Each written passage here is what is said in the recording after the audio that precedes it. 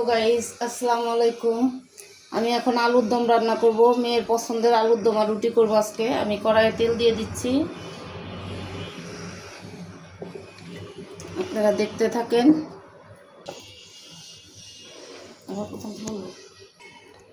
তেল গরম হয়ে গিয়েছে, এখন আমি আলুটা দিয়ে ভেজে নেব, হালকা ভেজে তুলব।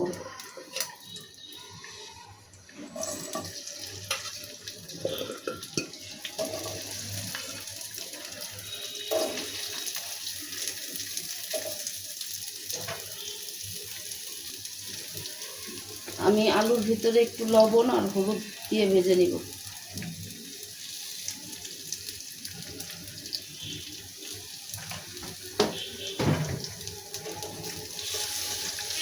আলুটাকে আমি একটু লাল লাল করে ভেজে নিব। আলুর দম রান্না কমপ্লিট করে আমি রুটি বানাবো।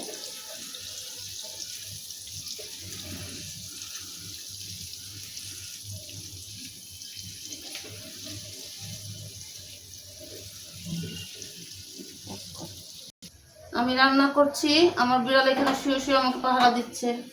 বন্ধুরা, গ্যাসের চুলায় তাপ কম, আমি রান্নাটা ইন্ডাকশনে দিয়ে দিচ্ছি। 1000-এ দিয়ে রান্না করব, 1000-এ দিয়ে।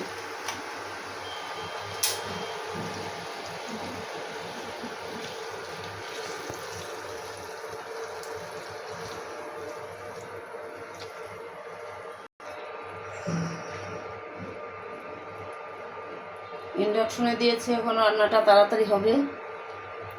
রেসিপি, আলুটাকে আমি একটু লালচে করে ভেজে তুলব, আর একটু ভাজতে হবে।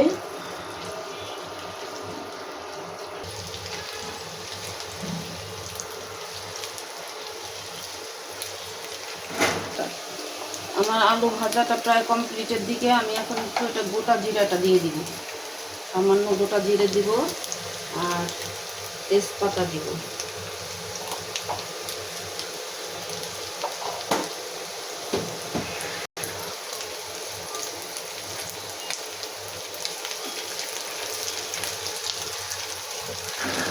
একটু নাড়াচাড়া করে নেব, জিরাটা ভাজা হওয়া পর্যন্ত। একটু ভাজা হবে, ফ্লেভারের জন্য জিরাটা দেওয়া। আমি আলুটা না তুলেই মশলাটা দিয়ে দিব আলুর ভিতরে এখন, আর একটু ভেজে নেই।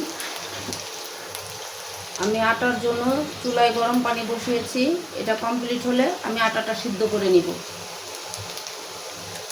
এখন এটার মধ্যে আমি মশলা দিয়ে দিব।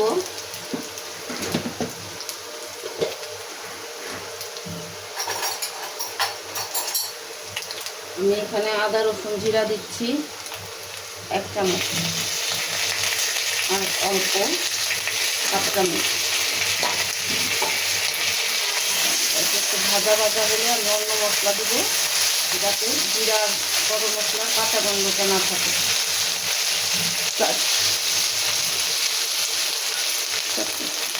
আদা রসুন জিরা বাটাটা দিয়ে দিয়েছি, এখন একটু নেড়ে চেড়ে নিব আমি। আদা জিরা বাটাটা একটু ভাজা হোক, তা নাহলে গন্ধ লাগবে, কাঁচা গন্ধ।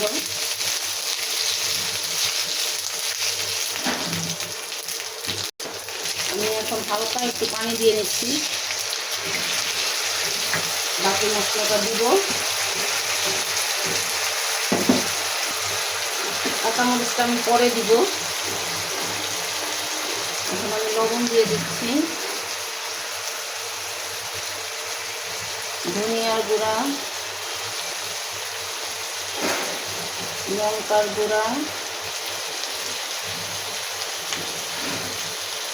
হলুদের গুঁড়া।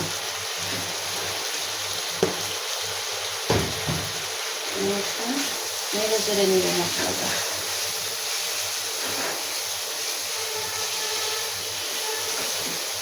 বাটাটা দিয়ে দিচ্ছি। এখন পেঁয়াজ বাটাটা দিয়ে দিলাম। এখন আমি বেশ কিছুক্ষণ কষিয়ে নিব। অবস্থা,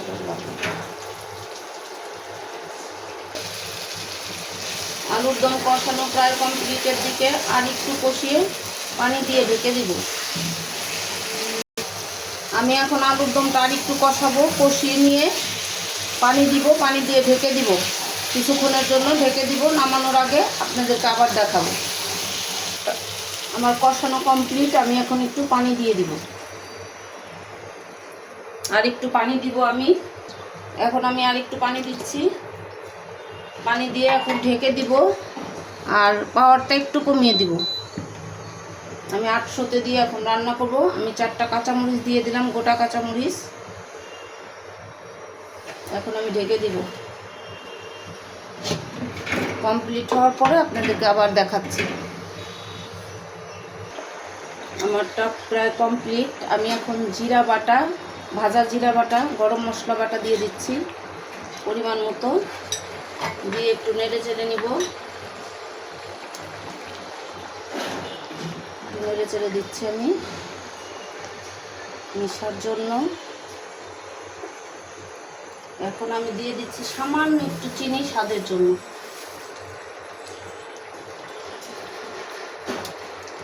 দিয়ে নাড়াচাড়া দিয়ে নেব আবার।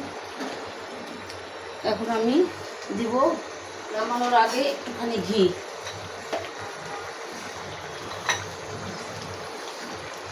আমি 1 চামচ ঘি দিয়ে দিচ্ছি। কমপ্লিট, আর একটু নেড়ে চেড়ে আমি নামিয়ে নিব আমার আলুর দম। ভালো লাগলে লাইক, কমেন্ট, শেয়ার করবেন। আসসালামু আলাইকুম।